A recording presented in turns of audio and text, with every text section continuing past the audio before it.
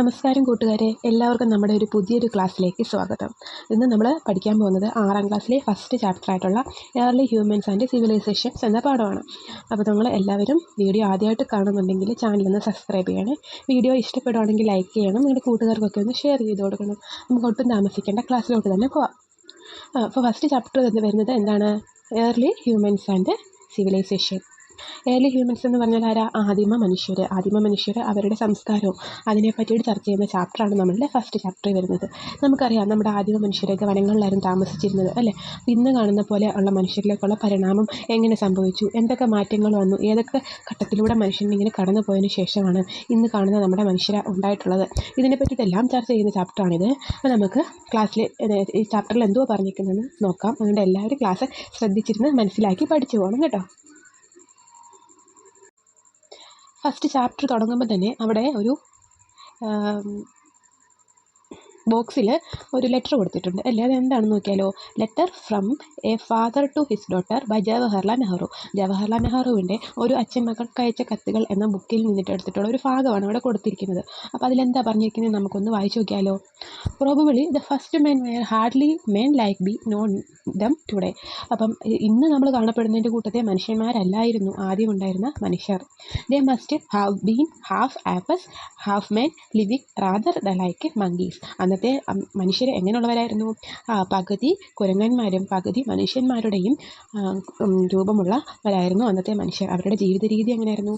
മങ്കീസിൻ്റെ കൂട്ടായിരുന്നു അല്ലേ. കുരങ്ങന്മാരുടെ കൂട്ടുള്ള ജീവിത രീതിയും രൂപം മനുഷ്യൻ്റെയും കാണാൻ കുരങ്ങിനെ പോലെയും പകുതി തോന്നുന്ന രീതിയിലുള്ള മനുഷ്യരായിരുന്നു അന്ന് ഉണ്ടായിരുന്നത്.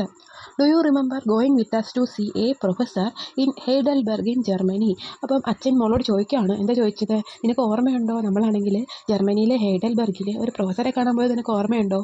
He showed us a little museum full of fossils and especially an old skull which he kept carefully locked up in a safe. എന്താ പറഞ്ഞത്? അപ്പോൾ നമ്മൾ അവിടെ ചെന്നപ്പോൾ അദ്ദേഹം നമുക്കൊരു ചെറിയ മ്യൂസിയം കാണിച്ചു തന്നിട്ടുണ്ടായിരുന്നു. ആ മ്യൂസിയത്തിൽ എന്തായിരുന്നു ഉള്ളത്?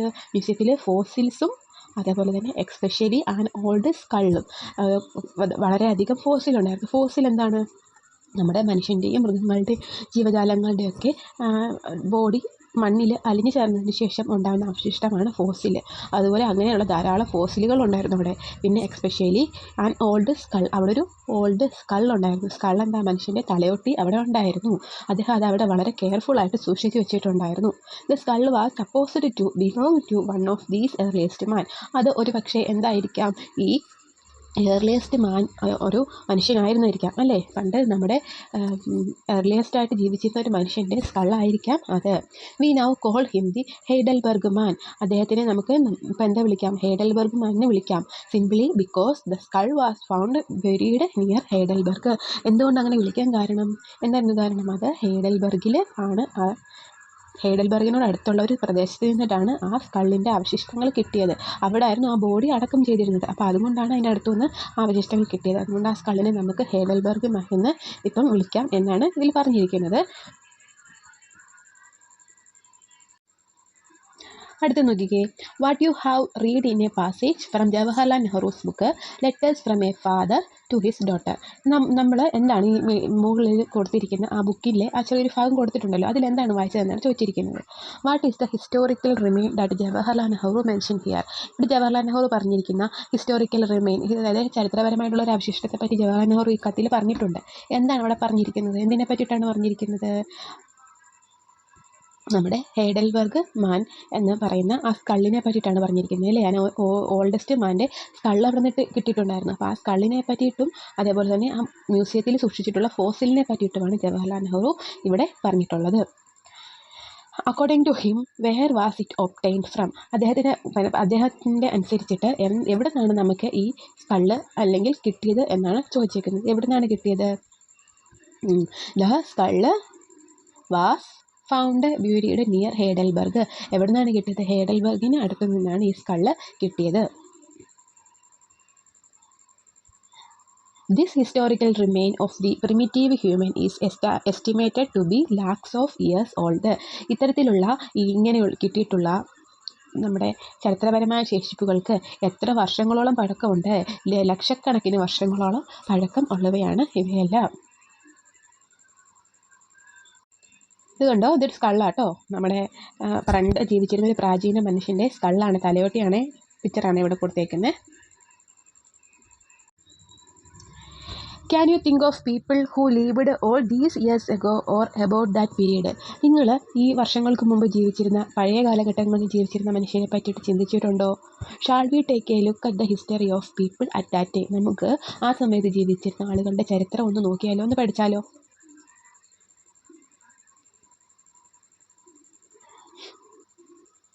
Let us trace our ancestors. Ancestors ആരാണ്? നമ്മുടെ പൂർവികരെയാണ് ആൻസിസ്റ്റേഴ്സ് എന്ന് പറയുന്നത്. ഇവിടെ ഒരു ട്രീ കൊടുത്തിട്ടുണ്ട്. ആ ട്രീയിൽ എന്താ കാണിച്ചിരിക്കുന്നത്? Look at the family tree that Sinu prepared including members of his families previous generation. Sinu ആണെങ്കിൽ സിനുവിൻ്റെ ഫാമിലിയിൽ മുൻകാലത്ത് ജീവിച്ചിരുന്ന അപ്പൂപ്പൻ, അച്ഛൻ, അപ്പൂപ്പൻ്റെ അപ്പൂപ്പൻ, അങ്ങനെ വരുന്ന ജനറേഷൻ്റെ ഒരു ട്രീ ആയിട്ട് വരച്ചു വെച്ചിട്ടുണ്ട് അവരുടെ ജനറേഷനെ. അത് നോക്കിക്കുക. അവിടെ അതിൽ 2 പിക്ചറുണ്ട്, 2 കുട്ടികളുണ്ട് അല്ലേ? അപ്പോൾ സിനുവിൻ്റെ സിസ്റ്ററും ആയിരിക്കാം. പിന്നെ സിനുവിൻ്റെ ഫാദറും സിനുവിൻ്റെ മദറും ഉണ്ട്. പിന്നെ സിനുവിൻ്റെ മദറിൻ്റെ അച്ഛനും അമ്മയും കൊടുത്തിട്ടുണ്ട്, സിനുവിൻ്റെ ഫാദറിൻ്റെ അച്ഛനും അമ്മയും ഉണ്ട്. അപ്പോൾ അതിന് മുകളിലോട്ട് ഈ അപ്പൂപ്പനും അച്ഛനും അമ്മയും കാണില്ലേ, ഈ അമ്മൂമ്മയ്ക്കും അച്ഛനും അമ്മയും കാണില്ലേ, അങ്ങനെ ഓരോരുത്തർക്കും അച്ഛനും അമ്മയും കാണും. അപ്പോൾ നമ്മുടെ അപ്പൂപ്പൻ്റെ അങ്ങനെ പൂർവികർ ധാരാളമായിട്ടുണ്ട്. നമുക്ക് എല്ലാവർക്കും പൂർവികരുണ്ട്. In this way details of how many generation of your family can you find. ഇങ്ങനെ നിങ്ങളുടെ ഫാമിലിയിൽ എത്ര ജനറേഷൻ വരെ നിങ്ങൾക്ക് കണ്ടുപിടിക്കാൻ പറ്റും? നിങ്ങളുടെ അച്ഛനെ അറിയാം, അച്ഛൻ്റെ അച്ഛൻ, അതായത് അപ്പൂപ്പൻ്റെ അച്ഛനെ അറിയാവോ? അങ്ങനെ എത്ര ജനറേഷൻ വരെ നമുക്ക് കണ്ടെത്താൻ കഴിയും? If we can go back thousands of generation like these. ഇങ്ങനെ നമുക്ക് 10,000 ജനറേഷൻസിലോട്ട് പോകാൻ പറ്റും. We can reach the early humans. അങ്ങനെ 10,000 ആൻസെസ്റ്റേഴ്സിനെ നമ്മളിങ്ങനെ നോക്കി പോയി കഴിഞ്ഞാൽ നമ്മൾക്ക് ഏറ്റവും ആദിമ മനുഷ്യരിൽ എത്തിപ്പെടാൻ പറ്റും. അപ്പോൾ ആദിമ മനുഷ്യരിൽ നിന്ന് പരിണാമം പറ്റി ഉണ്ടായിട്ടുള്ളതാണ് നമ്മുടെ ജനറേഷൻ എന്ന് പറയുന്നത്. ഇനി അവിടെ ഒരു ബോക്സിൽ കൊടുത്തിട്ടുണ്ട് BC ആൻഡ് CE. നമുക്കറിയുമോ എന്താണ് BC, എന്താണ് CE എന്ന്? നമ്മൾ AD BC ഇത് കേട്ടിട്ടുണ്ടോ? AD BC എന്താണെന്ന് അറിയുമോ? നമ്മുടെ ചരിത്രത്തെ പറ്റി പഠിക്കാൻ വേണ്ടിയിട്ട്, അതായത് കാലഗണന പഠിക്കാൻ വേണ്ടിയിട്ട് ചരിത്രത്തിനെ 2ആയി തിരിച്ചിട്ടുണ്ട്.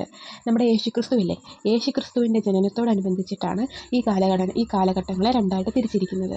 യേശുക്രിസ്തു ജനിക്കുന്നതിന് മുമ്പ് ഒരു കാലഘട്ടവും യേശുക്രിസ്തു ജനിച്ചതിന് ശേഷമുള്ളൊരു കാലഘട്ടവും, അങ്ങനെ 2ആയിട്ട് തരംതിരിച്ചിട്ടുണ്ട് നമ്മുടെ ഹിസ്റ്ററിയെ. നോക്കിക്കേ, chronologically history is divided into 2 periods. കാലക്രമത്തിൻ്റെ അടിസ്ഥാനത്തിൽ ഹിസ്റ്ററിയെ 2 പീരീഡ്സ്, 2 പീരീഡായിട്ട് ഡിവൈഡ് ചെയ്തിട്ടുണ്ട്. ബിഫോർ കോമൺ ഇറ BCE എന്ന് പറഞ്ഞു കഴിഞ്ഞാൽ എന്താണ്? Before common era and common era and CE common era. Before common ഇറയുമാണ് ആ 2 പീരീഡ് എന്ന് പറയുന്നത്. Based on the birth of Jesus Christ. ആരുടെ ബർത്തുമായിട്ട് ബന്ധപ്പെട്ടിട്ടാണ്? Jesus Christ. Based on the birth of Jesus Christ. Earlier it was divided into BC and AD. നേരത്തെ ഇതെങ്ങനെയാണ് തിരിച്ചിരുന്നത്? BC എന്നും AD എന്നുമായിരുന്നു തിരിച്ചിരുന്നത്. The period before the birth of Christ was known as BC. നമ്മുടെ Jesus ക്രൈസ്റ്റിൻ്റെ ബർത്തിന് മുമ്പുള്ള കാലഘട്ടത്തെ എന്തെന്ന് പറയുന്നു? BC എന്ന് പറയുന്നു, അതായത് ബിഫോർ ക്രൈസ്റ്റ് എന്ന് പറയുന്നു. യേശുക്രിസ്തുവിൻ്റെ ജന്മത്തിന് ശേഷം. And the period after the birth of Christ was known as AD. യേശുക്രിസ്തുവിൻ്റെ ജനനത്തിന് ശേഷമുള്ള കാലഘട്ടത്തെ എന്തോ പറയുന്നു? AD, അനോ ഡൊമിനി എന്ന് പറയുന്നു. These days it is known as BCE and CE respectively. ഇന്ന് അതറിയപ്പെടുന്നത് BCE എന്നും CE എന്നാണ്. പണ്ടൊക്കെ ടെസ്റ്റുകളിൽ AD BC എന്നായിരുന്നു കൊടുത്തിരുന്നത്. പക്ഷേ ഇന്നത്തെ ടെസ്റ്റുകളിൽ ഇപ്പം BCE എന്നും CEE എന്നുമാണ് അറിയപ്പെടുന്നത്. അപ്പോൾ ഇതിൻ്റെയൊക്കെ ഫുൾ ഫോം ഒന്ന് മനസ്സിലാക്കി വെക്കണം. ബിഫോർ കോമൺ എറയാണ് BCE. BCE പറഞ്ഞാൽ ബിഫോർ കോമൺ എറ, അതായത് നമ്മുടെ ബിഫോർ ക്രൈസ്റ്റ്, BC എന്ന് പറയും. കോമൺ ഇറയാണ് CE, അതാണ് ആഫ്റ്റർ ക്രൈസ്റ്റ്, അതായത് AD എന്ന് പറയും, അനോ ഡൊമിനി എന്ന് പറയും. അപ്പോൾ 2 കാലഘട്ടത്തെ പറ്റി മനസ്സിലായല്ലോ. ഇനി നോക്കിക്കേ മക്കളെ, എ സെഞ്ച്വറി ഡിനോട്ട്സ് 100 ഇയേഴ്സ്. ഒരു സെഞ്ച്വറി എന്ന് പറയുന്നത് 100 ഇയേഴ്സ് ആണ്. സെഞ്ച്വറി നമുക്കറിയാം, നമ്മൾ ക്രിക്കറ്റ് കാണത്തില്ലേ, ക്രിക്കറ്റിൽ 100 റൺസ് അടിക്കുമ്പോഴല്ലേ സെഞ്ച്വറി എന്ന് പറയുന്നത്. അതേപോലെ തന്നെ 100 ഇയേഴ്സിനെയാണ് എന്തെന്ന് പറയുന്നത്? ഒരു സെഞ്ച്വറി എന്ന് പറയുന്നത്. അതുപോലെ തന്നെ എ മില്യൺ ഇയേഴ്സ് എന്ന് പറഞ്ഞു കഴിഞ്ഞാൽ 10 lakh ഇയേഴ്സിനെയാണ്, 10 ലക്ഷം വർഷങ്ങളെയാണ് എ മില്യൺ ഇയർ, ഒരു ദശലക്ഷ കാലഘട്ടം എന്ന് പറയുന്നത്.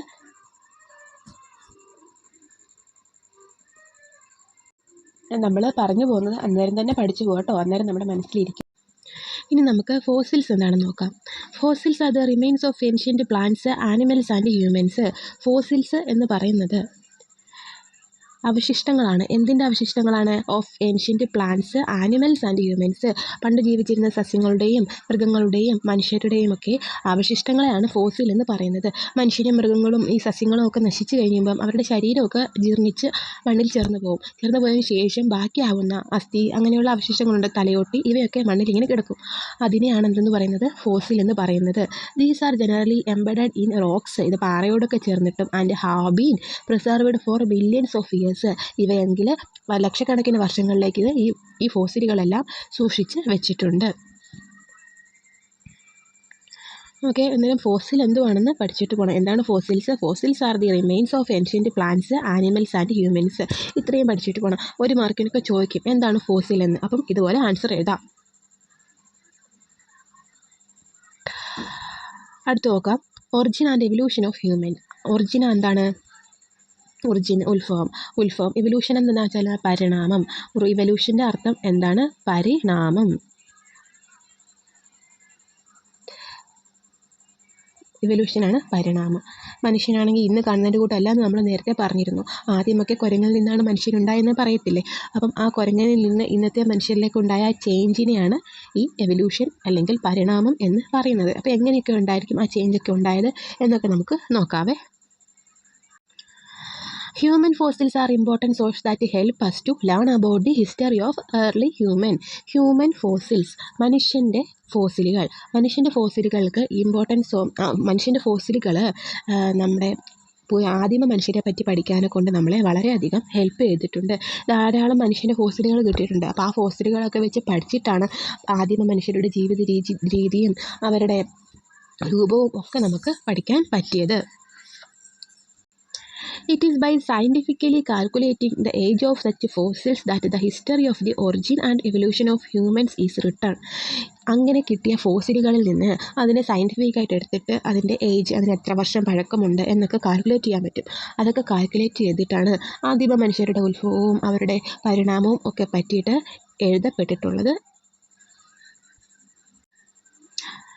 അപ്പോൾ എന്താണ് ഇതിൽ പറഞ്ഞിരിക്കുന്നത്? Human fossils are important source that help us to learn about the history of early humans. മനുഷ്യൻ്റെ ഫോസിലുകൾ കിട്ടിയിട്ടുള്ളത് ആദിമ മനുഷ്യരെ പറ്റി പഠിക്കാൻ വേണ്ടിയിട്ട് വളരെയധികം സഹായിച്ചിട്ടുണ്ട്.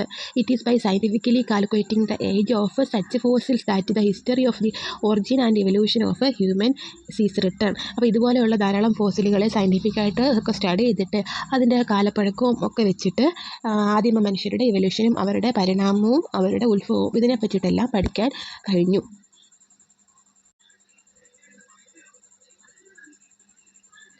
അടുത്തതാണ് human evolution. It is Charles Darwin who proposed a scientific view on the origin of a human being. Charles Darwin ആണ് എന്താണ് നമ്മുടെ മനുഷ്യൻ്റെ പരിണാമത്തെ പറ്റിയിട്ട്, മനുഷ്യൻ്റെ ഉത്ഭവത്തെ പറ്റിയിട്ട് ആദ്യമായിട്ട് ഒരു സയൻറ്റിഫിക് വ്യൂ പ്രൊപ്പോസ് ചെയ്തത്. He suggested that humans have originated through organic changes that took place over A long period of time. അദ്ദേഹം എന്താണ് പറഞ്ഞത്? വളരെ പെട്ടെന്നാണോ പരിണാമം സംഭവിച്ചത്? അല്ല, ഒരു ലോങ് പീരീഡ് ഓഫ് ടൈം എടുത്തിട്ടാണ് മനുഷ്യന് എന്തുണ്ടായത്? പരിണാമം ഉണ്ടായത്. He called this process evolution. അദ്ദേഹം ആ പ്രോസസ്സിനെ വിളിച്ച പേരാണ് ഇവല്യൂഷൻ. അതായത് വർഷങ്ങളെടുത്തിട്ട് മനുഷ്യനുണ്ടായ ഈ ചേഞ്ചിനെ അദ്ദേഹം വിളിച്ച പേരെന്താണ്? ഇവല്യൂഷൻ, അതായത് പരിണാമം. He presented the theory of A human evolution in his book on the origin of species published in 1859. അദ്ദേഹത്തിൻ്റെ ഒരു ബുക്കാണ് on the origin of species എന്ന് പറയുന്നത്. ആ ബുക്കിൽ അദ്ദേഹത്തിൻ്റെ ഇവല്യൂഷൻ തിയറി അദ്ദേഹം പറഞ്ഞിട്ടുണ്ട്. ഈ ബുക്ക് പബ്ലിഷ് ചെയ്ത വർഷമാണ് 1859. അപ്പോൾ ഇതിലെന്താ പറഞ്ഞിരിക്കുന്നത്? ഹ്യൂമൻ ഇവല്യൂഷനെ പറ്റിയിട്ട് ആദ്യമേ പറഞ്ഞിട്ടുള്ള ആളാണ് ചാൾസ് ഡാർവിൻ എന്ന് പറയുന്നത്. അദ്ദേഹം എന്താണ് പറഞ്ഞത്? ഹ്യൂമന് പരിണാമം സംഭവിച്ചത്, മനുഷ്യന് പരിണാമം സംഭവിച്ചത് വളരെ പെട്ടെന്നാണോ? അല്ല, വളരെയധികം വർഷങ്ങൾ എടുത്തിട്ടുള്ള ഒരു മാറ്റമാണ് മനുഷ്യന് ഉണ്ടായിട്ടുള്ളത്. ഇന്നത്തെ മനുഷ്യരായത് വളരെയധികം വർഷങ്ങൾക്കുണ്ടായിട്ടുള്ള മാറ്റങ്ങളിലൂടെയാണ് ഇന്നത്തെ മനുഷ്യനുണ്ടായിട്ടുള്ളത്. അപ്പോൾ ഈ പ്രോസസ്സിന് അദ്ദേഹം വിളിച്ച പേരാണ് ഇവല്യൂഷൻ അഥവാ പരിണാമം എന്ന് പറയുന്നത്. ഇദ്ദേഹത്തിൻ്റെ ഹ്യൂമൻ ഇവല്യൂഷൻ തിയറിയെ പറ്റി പറഞ്ഞിട്ടുള്ള ബുക്കാണ് on the origin of species എന്ന് പറയുന്നത്. അത് പബ്ലിഷ് ചെയ്ത വർഷം 1859.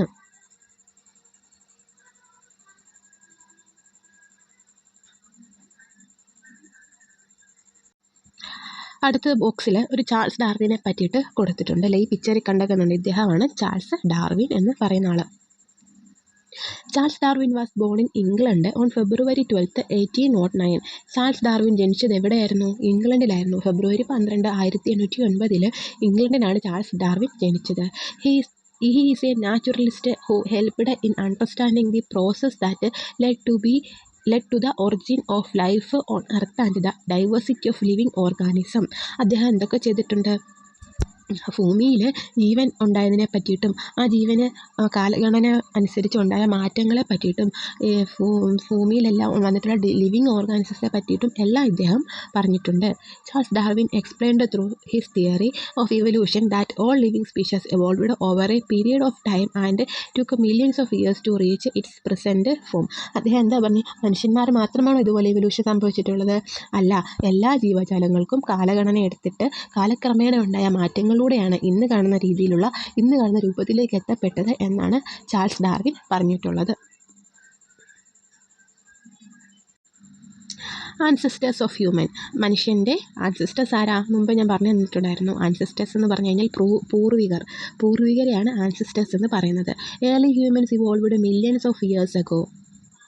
Human evolution began from primate, a category of mammals. Observe the flowchart that include the various stages of evolution. Human evolution ആരംഭിച്ചത് ലക്ഷക്കണക്കിന് വർഷങ്ങൾക്ക് മുമ്പാണ്. Human evolution began from primates. എവിടെ നിന്നാണ് ആരംഭിച്ചത്? പ്രൈമേറ്റ്സുകളാണ്. ആദ്യമായിട്ട് രൂപപ്പെട്ടതാണ് പ്രൈമേറ്റ്സുകളിൽ നിന്നാണ് ഹ്യൂമൻ്റെ ഇവല്യൂഷൻ തുടങ്ങിയത്. A category of mammals. Primates എന്ന് പറഞ്ഞാൽ എന്താണ്? ഒരു കാറ്റഗറി, മാമൽസിൻ്റെ കാറ്റഗറിയിൽ വരുന്ന ആളുകളാണ് പ്രൈമേറ്റ്സ് എന്ന് പറയുന്നത്. മാമൽസ് എന്താ? സസ്തനികൾ, അതായത് പ്രസവിക്കുന്നവയാണ് മാമൽസ് എന്ന് പറയുന്നത്. Observe the flow chart that include the various stages of evolution. ഒരു ഫ്ലോ ചാർട്ട് കൊടുത്തിട്ടുണ്ട്. ആ ഫ്ലോ ചാർട്ടിൽ നമ്മുടെ എവല്യൂഷൻ ഉണ്ടാക്കിയിട്ടുള്ള വേരിയസ് സ്റ്റേജ് കാണിച്ചിട്ടുണ്ട്. നമുക്ക് അതിലോട്ട് പോവാം.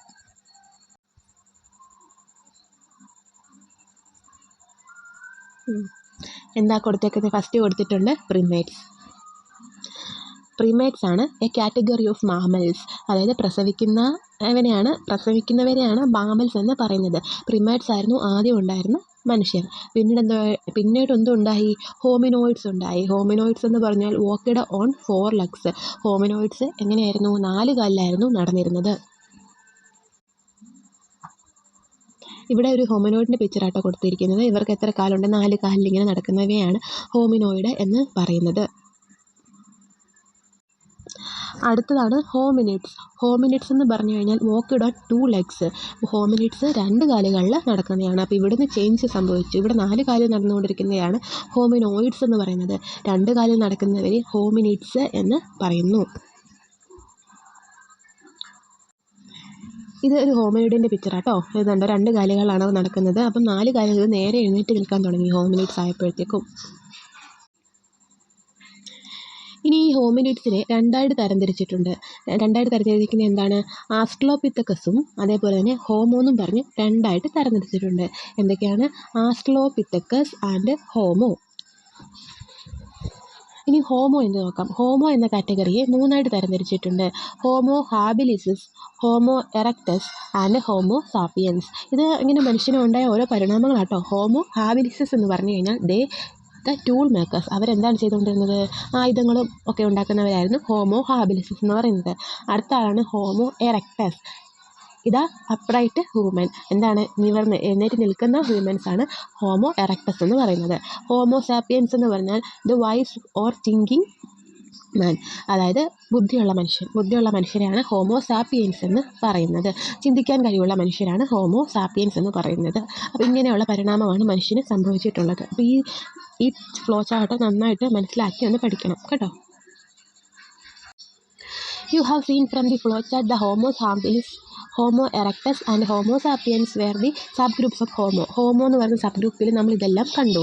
The human species to which we belong is Homo sapiens. ഇപ്പം നമ്മൾ ഉൾപ്പെടുന്ന ഹ്യൂമൻ സ്പീഷ്യസ് എവിടത്താണ് ഉൾപ്പെടുന്നത്? ഹോമോ സാപ്പിയൻസിലാണ് ഉൾപ്പെടുന്നത്. ചിന്തിക്കാൻ ശേഷിയുള്ള മനുഷ്യന്മാരാണ് ഹോമോ സാപ്പിയൻസ് എന്ന് പറയുന്നത്. ഇത് ഹോമോ ഹാബിലിസിൻ്റെ പിക്ചറാണ് കൊടുത്തിരിക്കുന്നത്. അതുകൊണ്ട് ആയുധങ്ങളൊക്കെ നിർമ്മിക്കുന്ന ഹോമോ ഹാബിലിസിൻ്റെ പിക്ചറാണ് ഇവിടെ കൊടുത്തിട്ടുള്ളത്. അടുത്തത്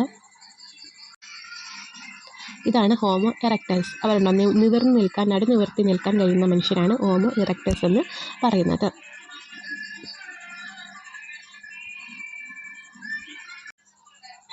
മനുഷ്യനുണ്ടായ പരിണാമത്തിൻ്റെ ഒരു പിക്ചറാട്ടോ ഇവിടെ കൊടുത്തിരിക്കുന്നത്. ആദ്യം എങ്ങനെയായിരുന്നു? 4 കാലിൽ നടക്കുന്ന മനുഷ്യനായിരുന്നു ഉണ്ടായിരുന്നത്. പിന്നീട് അവർ 2 കാലിൽ നടക്കാൻ തുടങ്ങി. അങ്ങനെ ആയുധങ്ങളുണ്ടാക്കുന്ന മനുഷ്യരുണ്ടായി. അങ്ങനെ നേരെ നിവർന്ന് നടക്കാൻ തുടങ്ങി. 2 കാലിൽ ഉള്ള മനുഷ്യരുണ്ടായിട്ട് ഇന്നത്തെ കാലത്തെ മനുഷ്യരായിട്ട് പരിണാമം സംഭവിച്ചു. അപ്പോൾ ആ മനുഷ്യനുണ്ടായിട്ടുള്ള ആ ഒരു ചേഞ്ചാണ് ഈ പിക്ചറിൽ ഇങ്ങനെ കൊടുത്തിട്ടുള്ളത്. അപ്പോൾ ഈ ചാപ്റ്റർ വലിയൊരു ചാപ്റ്ററാട്ടോ. അപ്പോൾ ഇന്ന് ഇത്രയും മതി. ബാക്കി നമുക്ക് അടുത്ത ക്ലാസ്സിൽ പഠിക്കാം. ഇത്രയും പഠിപ്പിച്ചത് വളരെ നന്നായിട്ട് മനസ്സിലാക്കി പഠിക്കുക. അപ്പോൾ ഇനി ഇതിൻ്റെ ബാക്കി അടുത്ത ക്ലാസ്സിൽ കാണാം. അതുവരേക്കും ബൈ ബൈ. Thank you.